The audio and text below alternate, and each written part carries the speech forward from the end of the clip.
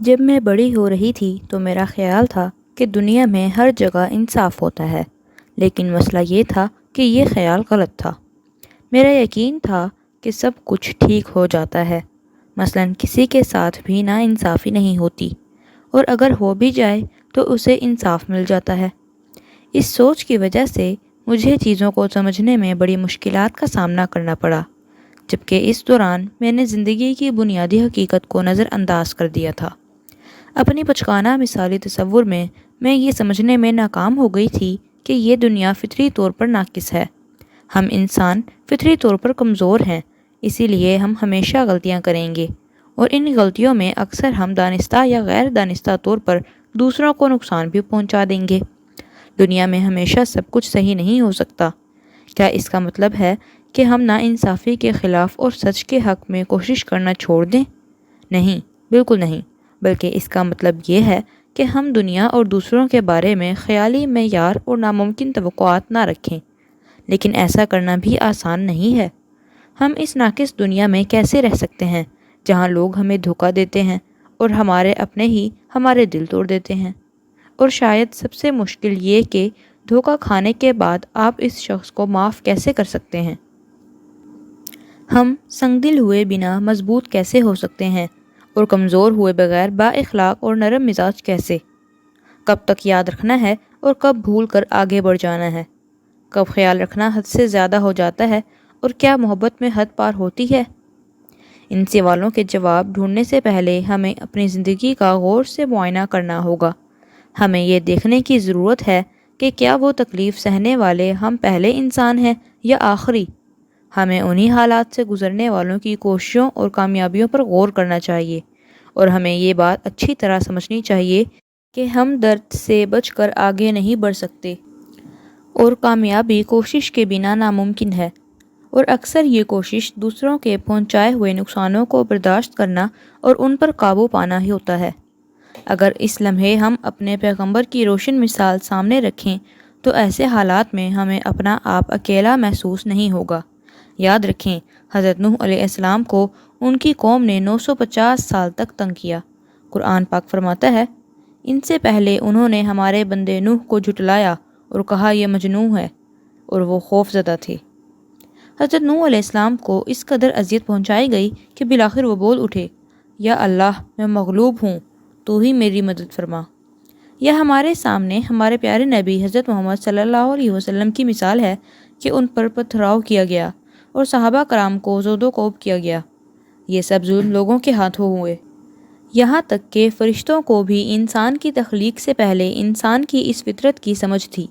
جب اللہ تعالیٰ نے فرشتوں کو انسان کی تخلیق کے بارے میں بتایا تو ان کا پہلا سوال انسان کی فطرت میں فساد اور تخریب کے بارے میں تھا۔ اللہ تعالیٰ نے فرشتوں سے فرمایا، میں دنیا میں اپنا خلیفہ بنانے والا ہوں۔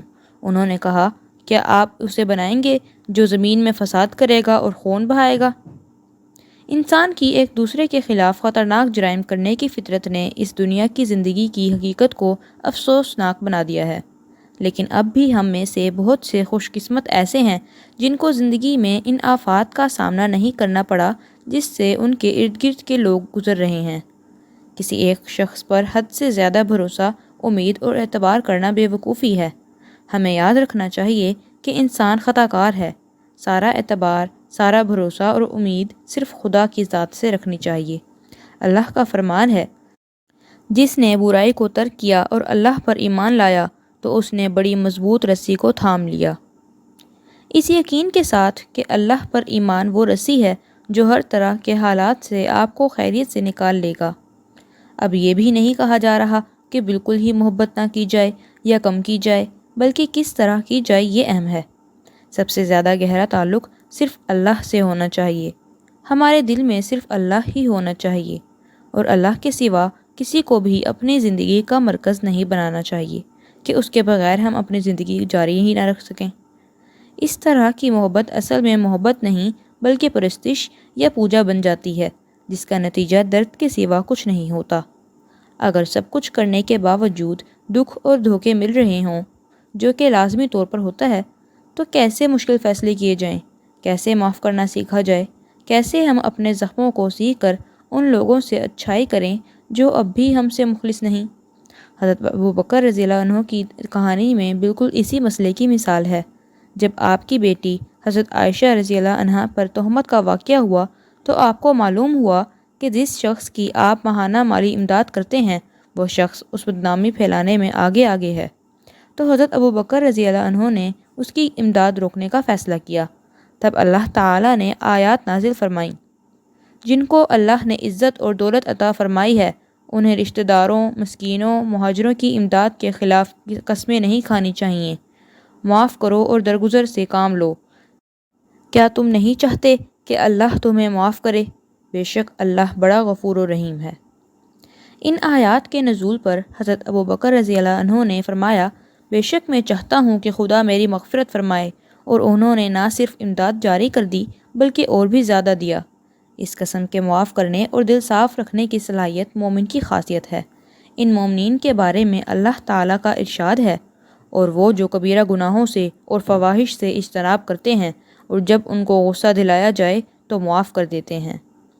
دوسروں کو فوراً معاف کرنے کی صلاحیت اس وقت پیدا ہوتی ہے جب ہم دوسروں کے بارے میں اپنی غلطیوں اور کوتاہیوں سے آگاہ ہوں، لیکن سب سے زیادہ عاجزی اس احساس کی وجہ سے آنی چاہیے کہ ہم روز اللہ کی کتنی نافرمانیاں کرتے ہیں، گناہ کرتے ہیں، اور اللہ کے سامنے ہماری کیا حیثیت ہے۔ پھر بھی رب کائنات قادر و مالک ہمیں روز کتنی بار معاف کر دیتا ہے۔ ہماری کیا حیثیت ہے کہ ہم کسی کو معاف نہ کریں؟ اگر ہمیں اپنے لیے خدا سے معافی چاہیے تو ہم کیسے دوسروں کو معاف نہ کریں؟ اسی لیے حضرت محمد صلی اللہ علیہ وسلم نے سکھایا، جو رحم نہیں کرتا اس پر رحم نہیں کیا جاتا۔ اللہ سے مغفرت کی امید سے ہمیں دوسروں کو معاف کرنے کی ترغیب ملتی ہے، تاکہ اس مغفرت کے ذریعے ہم بالآخر اس دنیا میں داخل ہو جائیں جو مکمل اور انصاف پر قائم ہے۔